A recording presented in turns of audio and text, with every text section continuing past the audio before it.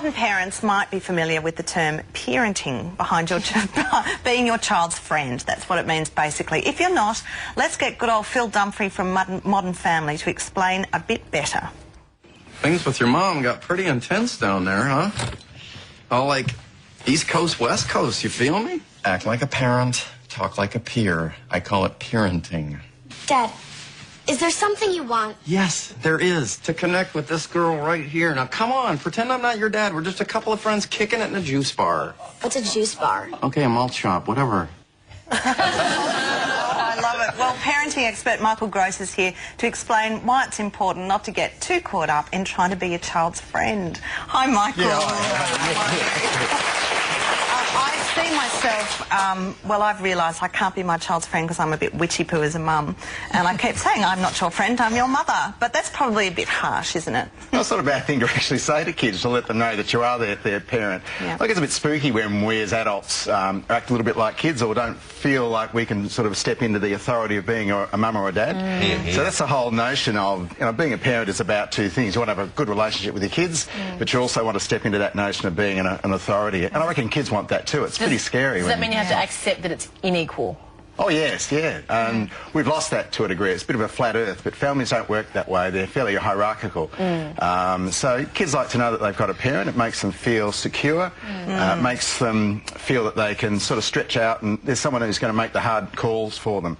Particularly at different ages of their lives. Even as a kid, I remember the dad that tried to be too kind of cool, which is very uncool, rang alarm bells. It's like, you're not right.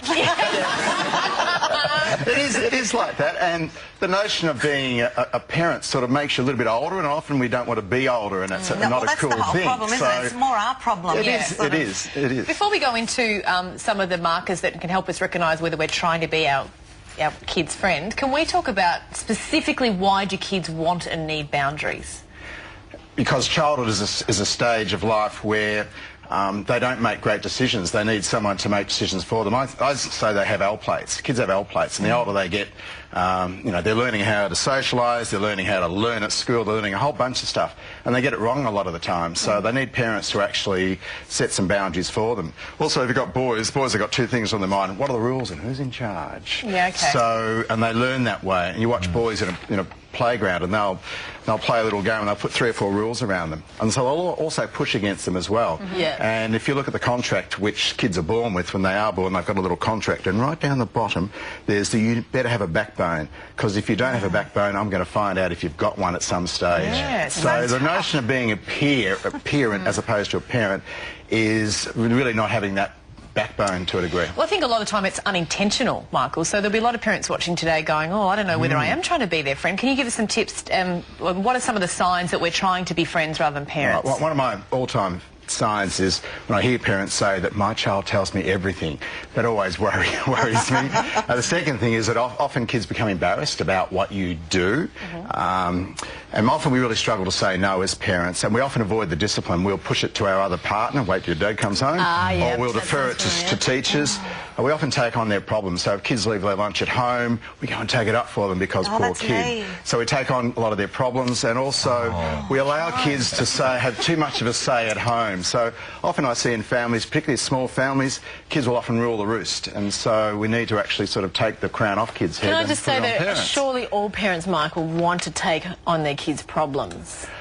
I don't know. I don't really agree with a lot do, and I don't think that's the greatest way to go, because our job as a parent, it always has been, hasn't changed, although it's starting to change now. Your job as a mum and dad is to make yourself redundant from the earliest possible age. It's to do yourself out of a job. And in lots of ways... What's that philosophy? Take that one. I'll just say that one again, actually. Your job as a parent is to make yourself redundant from the earliest possible age. I'm done. You're done. So many people don't get that, Michael. I know. And even as adults, that's the issue, even as adults, and then you look at marriages and whatever, is that the parents are still trying to put their needs onto their children. And a lot of it's about family size. Families operate well in a tribal sense. So when you get a larger family, it's more about the whole gang. And if you're a mum and a dad, you're not really a parent, and you want to make yourself redundant because you're so tired. As you get smaller families, we take on a lot of their responsibilities, and it's easy to do it for themselves rather than step back. So a bit of a challenge for modern parents. Can we go back to the example that I love that Jane sort of said, which I think a lot of parents can relate to is the kid forgets their lunch. Okay. The default as what you're thinking being as good parents, oh my God, I've got to rush the lunch up to them at the school. Or something that they were supposed to remember to take sports uniform And or something. whose job is it? I mean, big family, if you had a big family mindset, you probably wouldn't even know if the lunch has been left at home. So that's one of the issues.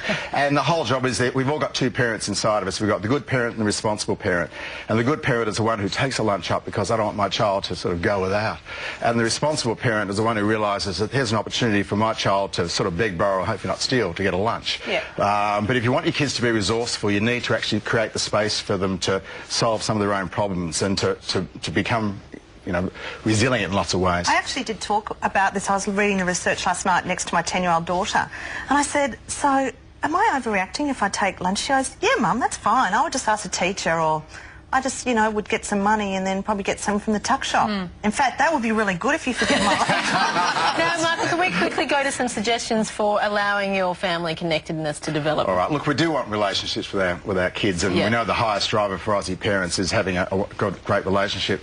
Kids tell us we like to have family rituals, meal times, shared meal times, make sure you have those. Create opportunities for one-on-one time. Often dads don't have one-on-one time with their kids. They only have a relationship through their partner. So make sure you spend some time with your kids, and don't be a family on the run. Create some downtime. What happens in downtime, which is sort of like a Sunday afternoon when nothing much happens, we start to connect and have a bit of fun with each other. Yeah, that's so a there's good some of one. the essentials as well. And it doesn't have to be, you don't have to make it bigger than Ben-Hur and go on an excursion. Can it be that you all decide to sit down and watch a family movie together? Or do nothing. Or do nothing. Okay. We're not very good at doing so nothing. So what, just no stimulation, just sitting there and talking? Or help Mum clean the oven. Or can be doing... Well, I'll tell you what, that's not such a bad thing. That's initiative, I like that. Look, it is. We get really freaked out. You know, the worst thing that a parent hates to hear from their kids is, Mum, I'm bored. We become their kids' home entertainment machines. Sometimes we've got to get really comfortable with just doing nothing on a Sunday afternoon. And what happens is, and the research shows us that we start to connect, we start to loosen up, we start to become a little bit like Phil and loosen up as parents as well, and we start to do dumb, stupid things with our kids just because that's what we do. Yeah. So what would your response be if your kids said to you when they were younger, Dad, I'm bored? Yeah, good point. I'm so far back I've got to remember, but my response would be, let's perhaps do something together, or here, try these 2 or 3 things. Yeah. You know, boredom is an opportunity to keep yourself occupied, which is a life skill which we all need to learn.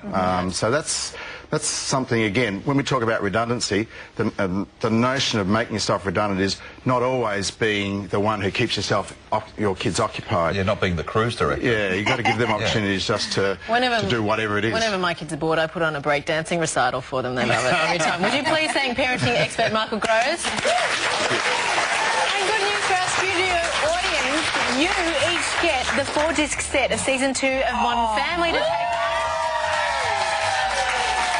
Big thanks to 20th Century Fox for that. Now, coming up, the week's fashion hits and misses, but right now, let's see what's offer from Nikki.